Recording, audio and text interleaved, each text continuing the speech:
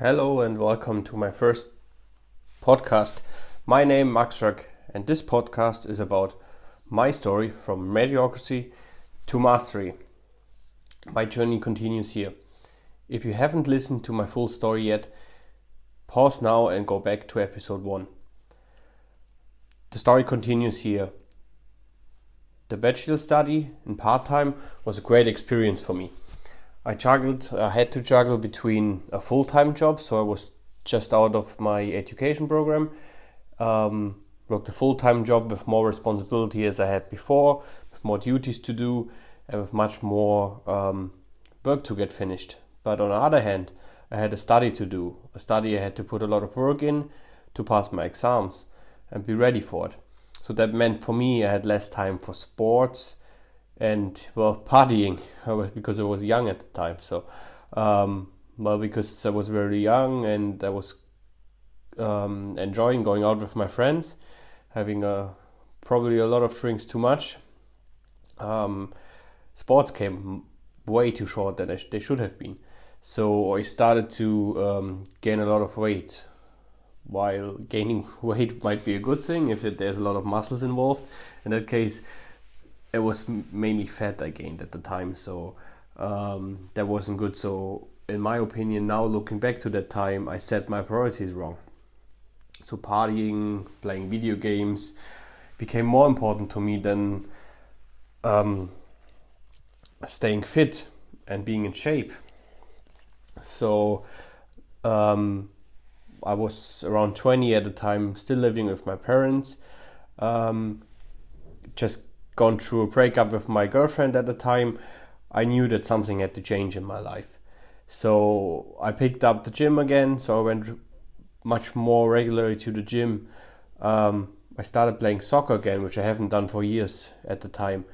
And what I really started picking up was playing ice hockey again. So I started playing ice hockey maybe for 6 months or maybe a little bit longer when I was at the age of 14. So, which you may know it's quite late to start. So I was standing on ice skates for the first time when I was 14 years old. So I wasn't a very good skater most of the time. So, I wasn't back then when I started again. So, but I knew if I put the hours in, I can improve my skating and I can have much more fun playing ice hockey. So what I did, I went Monday evenings every week with a colleague, and we just skated for like an hour, maybe 1.5 hours, and I improved my ice skating so I could practice skating backwards, quick moves and stuff like that, which really helped me. So while I was playing hockey once a week, I met a lot new people, also people from other hobby teams. So when I met those new people, I started helping out in their hobby teams when they lacked people, when they didn't have enough people to get a team or get 2 teams together to actually play at that night. So that gave me more opportunities to practice my hockey, have more fun playing through those new opportunities. And that also built up my confidence in my skating and my hockey skills. And as another positive thing, I got fitter every time I played. I was on the ice. So this built my fitness, my confidence. So if there was a really, let's say, lazy week, I played hockey twice a week. But if there was a great week, it happened that I was playing hockey on a Thursday night, on a Friday night, Saturday night, Sunday night, and then even on a Monday night. So maybe 5 evenings a week for like 2 hours. So I got really fit back then, and it became really important for me. So I gained a lot of self-awareness of that it's important for me to have a great fitness, to be in shape, and be able to do all those sports I wanted to do. So I knew if I want to achieve something, I just have to bring and redirect my focus towards that one priority I have. At the time I was playing hockey. So I'm not sure where do you lack that self-awareness of yourself in life? Where do you want to achieve something you haven't achieved yet because you keep getting sidetracked by other duties, other responsibilities? So I'm sure we all have that one goal we chase probably for years. So probably mine is like getting in a shape that I can actually, have a six pack or lose enough weight that I will have a six pack, which I will have on my next birthday in a little bit more than 6 months. Did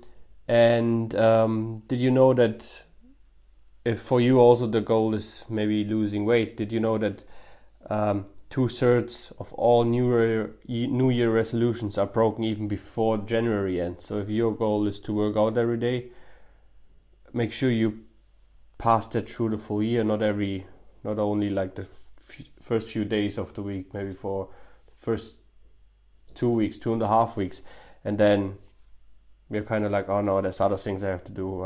I'm too tired. I don't get up now. Be strict with yourself and do those things. You'll feel more comfortable after doing it for a while, and not only for like 3-4 days. If you do it for a couple of months, it just becomes your nature. You want to do those things, and you don't feel great if you don't do them anymore. So are you really aware of what you want? So if losing weight is your goal, well then get it done. Work out more. If there's some food you don't want to miss, if there's a chocolate you want to have, well do it, but then take another exercise, or don't drink that soda that day because you had chocolate on that day, and have a water instead. So you can achieve it if you put your focus on it. So now I want to do a small exercise with you. I have done on a seminar last Sunday. So if you're driving now, make sure you pause that episode now, that podcast right now, and come back to a later stage. You will need a pen and a paper now, so pause and grab it. Welcome back.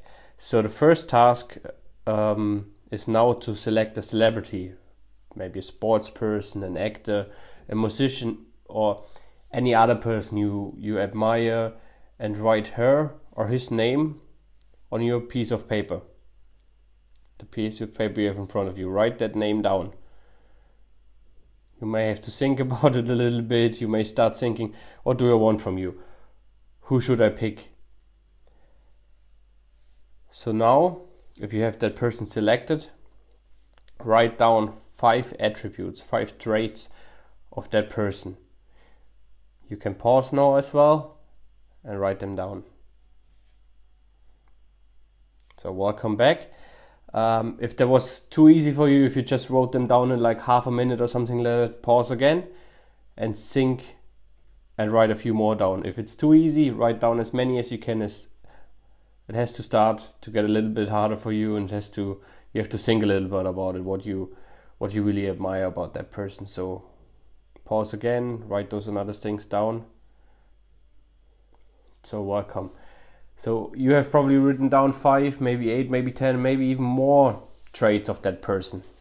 So for me, at the seminar when we have done it, there were done 5 people selected. They had to come out and onto the stage and read those traits out loud. So I picked Sidney Crosby. Not sure if you know him. He's a really famous ice hockey player. He plays for the Pittsburgh Penguins.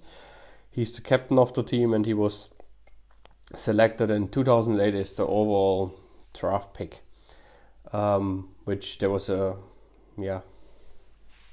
the season was on strike the year before. So funny story for probably the other episode. So what I wrote down, the traits I wrote down about Sidney Crosby was: the first one, he's not arrogant. Secondly, he's a team player. Third, he's ambitious, he's driven. Fourth, he's successful. I think he's very successful. And 5, he's promoting, he's lifting other people up. So now read yours out and maybe think a little bit about it.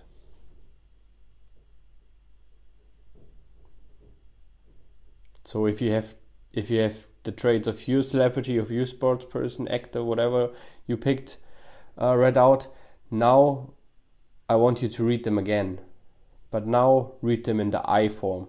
So I will start with mine as an example. So I'm not arrogant, I'm a team player, I'm an ambitious, driven person, I'm very successful, I'm promoting others and lifting them up. So now it's your turn.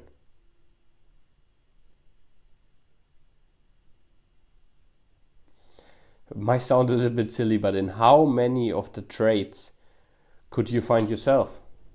Where did you know, well, yeah, I'm not arrogant, or maybe, yeah, I am a team player. I like to help others, lift them up, help them with things, guide them in a direction where they can find their own way for their challenge, find their own solution, or enable them to find solutions the next time they encounter challenges. So on stage at the seminar, for instance, there was a woman up and she was writing down, like, I think it was like a comedian or so, and one of the things she read down was that person is funny.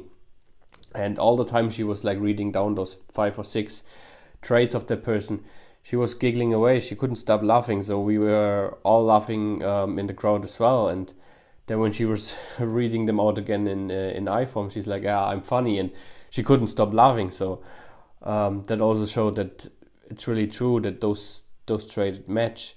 So there might be traits which you think they don't match you, but maybe ask people you surround yourself every day, people which are close to you, and ask them, what do you think about that trait? Does that match me? Is that something I'm good in? Is that something I'm lacking? Or is that something I need to improve? And you might be surprised what their exception from you is in that relation. You might just see in yourself too hard. You're too hard with yourself. You don't perceive yourself that way than others do. So there could also be traits you admire, you want to improve, you want to get better. So the message I want to give you with that podcast is, you already know yourself pretty well. So focus on the good and don't be too hard with yourself. Get feedback from others, how they see you, because sometimes we are too hard with ourselves. Thank you for listening. I'm Max Röck. Until next time.